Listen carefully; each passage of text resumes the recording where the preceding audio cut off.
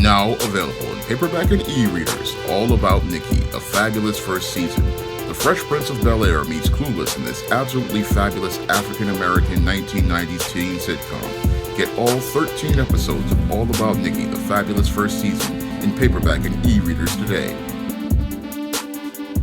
Marlon Wayans recently tried to defend the concept of black men wearing dresses in film and television.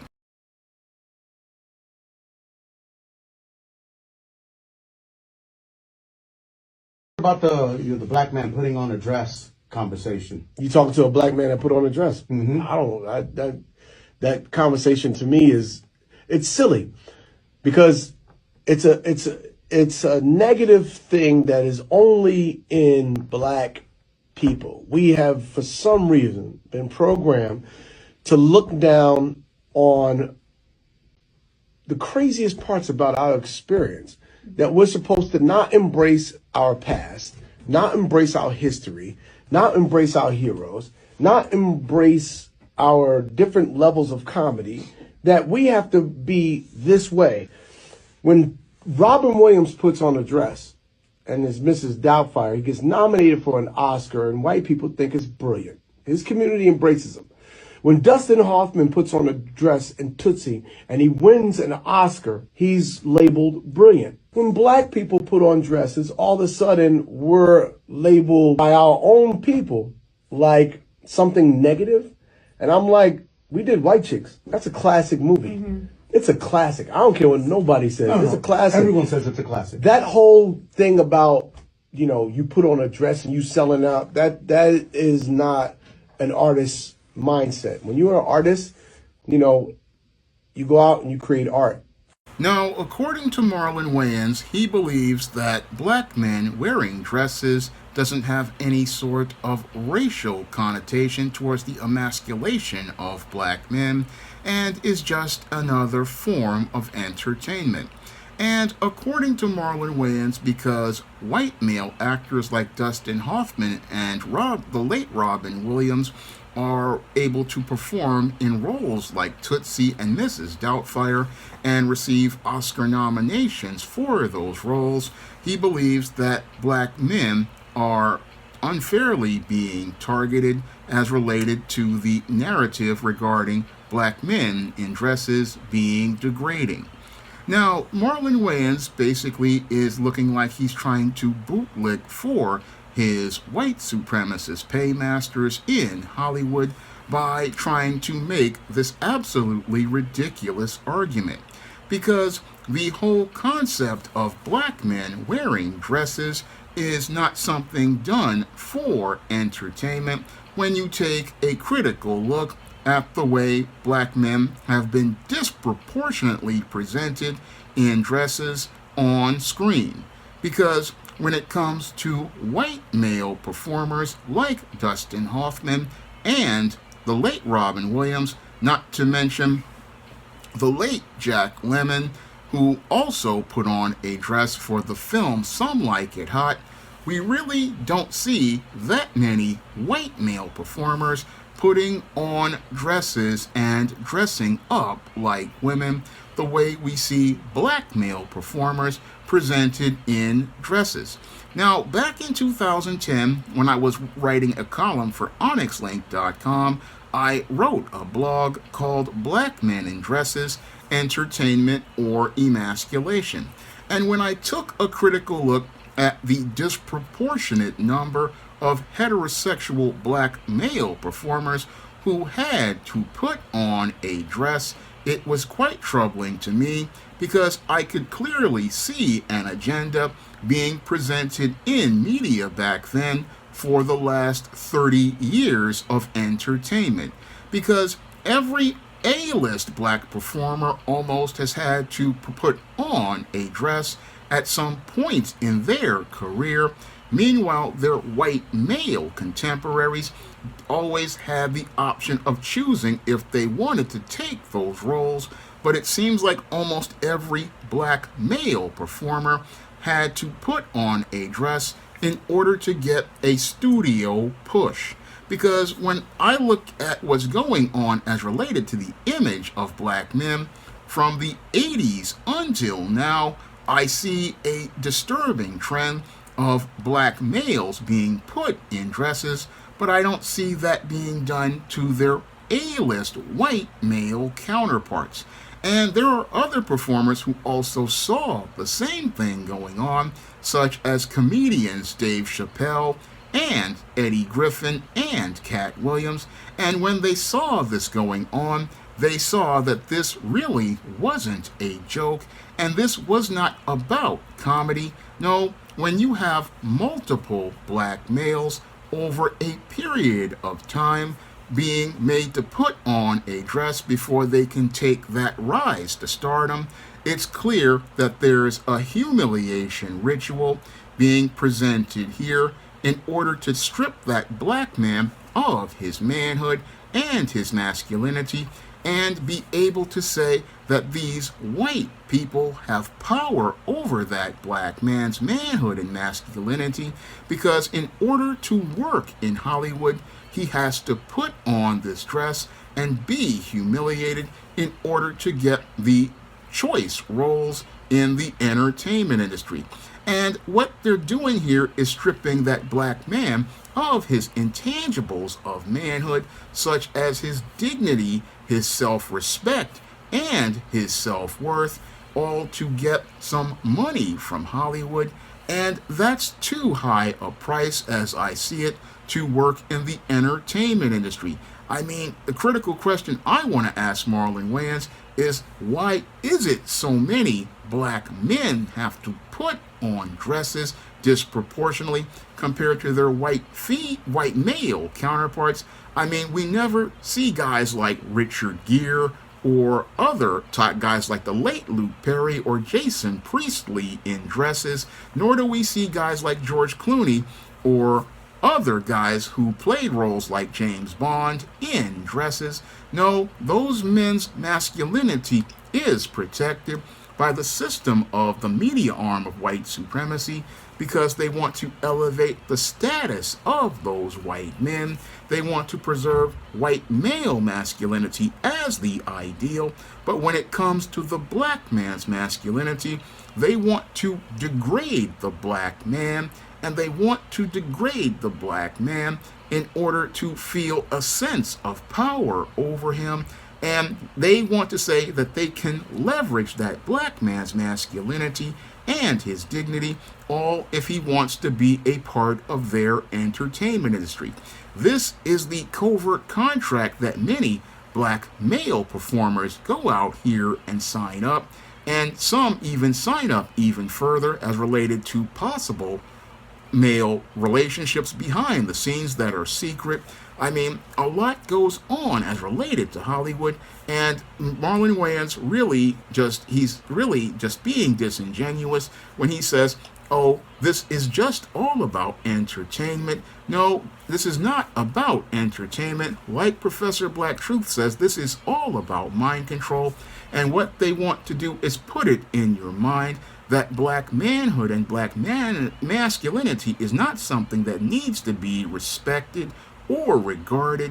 And that is the message that is presented when they take a black male performer and put him in a dress. That's the message that is sent by this kind of media. It is sending a message that we do not need to respect a black man as a leader. We don't need to respect a black man as an authority figure. We don't need to respect a black man as a head of household or a head with power. No, we need to see a black man as less than, because what they want to do with that kind of entertainment, where they put a black man in a dress, is basically make fun of that black man, the same way they used to make fun of black people in minstrel shows. It's all about making the black man into the punchline of the joke, and that's not funny at all.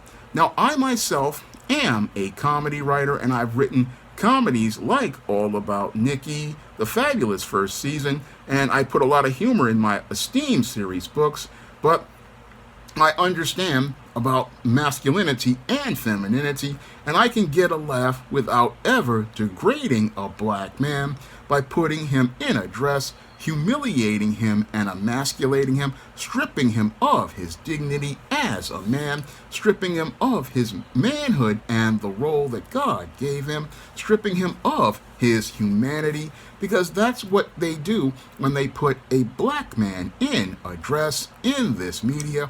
What they do is make mockery of his manhood, and Marlon Wayans sadly doesn't know about, again, the mind control that Hollywood does with these kinds of images.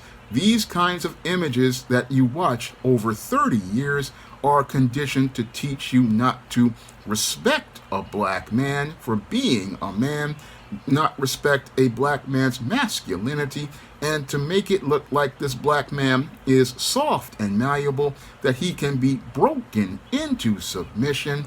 This is what this type of media is designed to socially engineer someone to think, oh, this black man's masculinity is something that is optional and he can easily be stripped of it. It can be taken away from him. And what we see here is, again, a social engineering of buck breaking, where they want to break the black man. And that's not entertainment. No, that's mental conditioning, because if you are constantly bombarded with images of black men like this as a black boy, it teaches you not to respect yourself as a man. And when you don't have fathers in the home and men to teach you masculinity, you learn dysfunction from these types of images. So when I look at this whole Marlon Wayans, he's again looking to try to go out here and bootleg for butter biscuits, making this whole statement.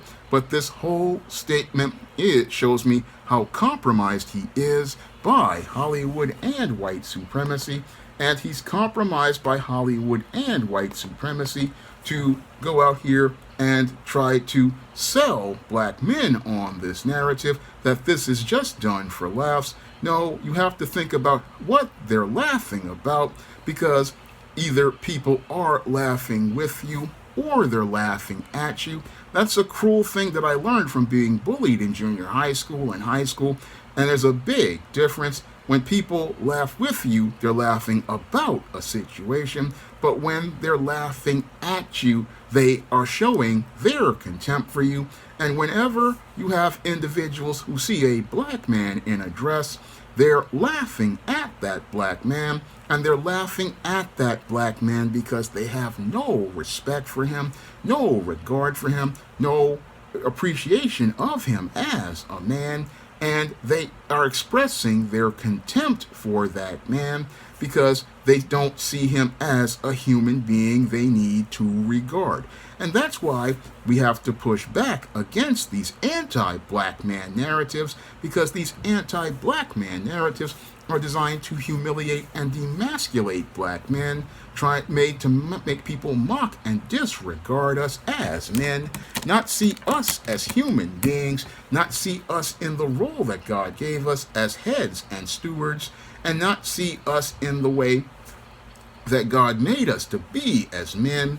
That's what Marlon Wayans is giving a pass to, because he doesn't understand his role as a man.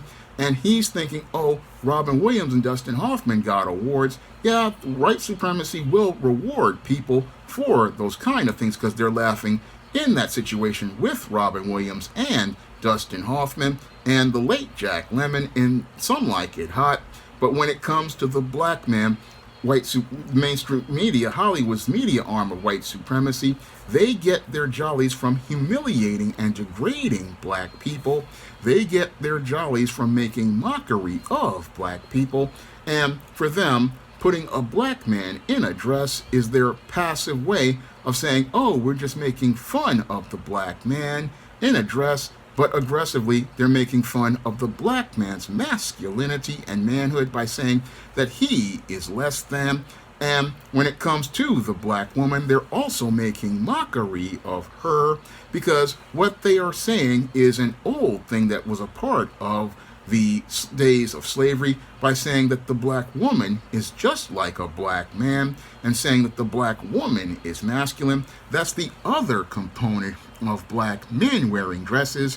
What the white supremacist wants to do is devalue the black woman's femininity, because this is all about dehumanizing black people as a collective, where you emasculate the black man, masculinize the black woman, humiliate both the black man and the black woman, and then say it's entertainment, and do this in making open disrespect of black people. And this is where Marlon Wayans has it twisted, because he's compromised by Hollywood, and as he's been compromised by Hollywood, he's thinking about getting himself some butter biscuits or getting another job from Hollywood. But no job is worth your dignity, because your dignity is the most important thing in this world. Your dignity as a black man is more important than money, and your respect is more important than that. And Marlon Wayans doesn't understand this. He would rather, sadly, be laughed at by white supremacy than respected by black people. And that is the saddest part about the entertainment industry. And the saddest part is many of these entertainers would rather be a joke in the system of white supremacy than be taken seriously as a black person. Now, if you want to check out my screenplay book all about Marilyn, which talks about the struggles of black actresses in Hollywood and why it's hard for them to get roles, you can find that book on Amazon.com in paperback and Kindle format. And if you want to check out the first 13 episodes of my black sitcom about a black girl in Beverly Hills, all about Nikki's fabulous first season, is available in paperback and Kindle format on Amazon.com, and it's also available at other online booksellers like Smashware's The iBookstore, Google Play, and Barnes & Noble in digital format. And if you want to check out many of my other books on the SJS Direct imprint, like the ISIS series, the Esteem series, the John Haynes series, the books of the Spinsterella trilogy, my vampire novel, Eternal Night, or my black business novel, Recipe for Success, or my black sorority novel, The Thetas, you can find all of those books in paperback and Kindle format on Amazon.com on paperback and Kindle format. You can also find them at other online booksellers like Smashware's The iBookstore, Google Play, and Barnes & Noble. And if you'd like to see me make more videos taking the entertainment industry to the barbecue, you can send donations to the Patreon, the PayPal, or the Cash App by clicking the links in the description box. That's all I have to say for this video. You can comment, rate, and subscribe. Now available in paperback and Kindle, All About Marilyn. Learn all about the struggles of a faded former teen sitcom star in this absolutely fabulous 5-star screenplay. Get All About Marilyn in paperback and Kindle on Amazon.com today. Now available in paperback and Kindle, Vampires Stalk the Darkness of the Eternal Night. Get your copy of Eternal Night in paperback and Kindle on Amazon.com. Support black-owned and black-operated digital broadcast media. www.niceradionetwork.com. Nice Radio Network, broadcasting 24 hours a day, 7 days a week.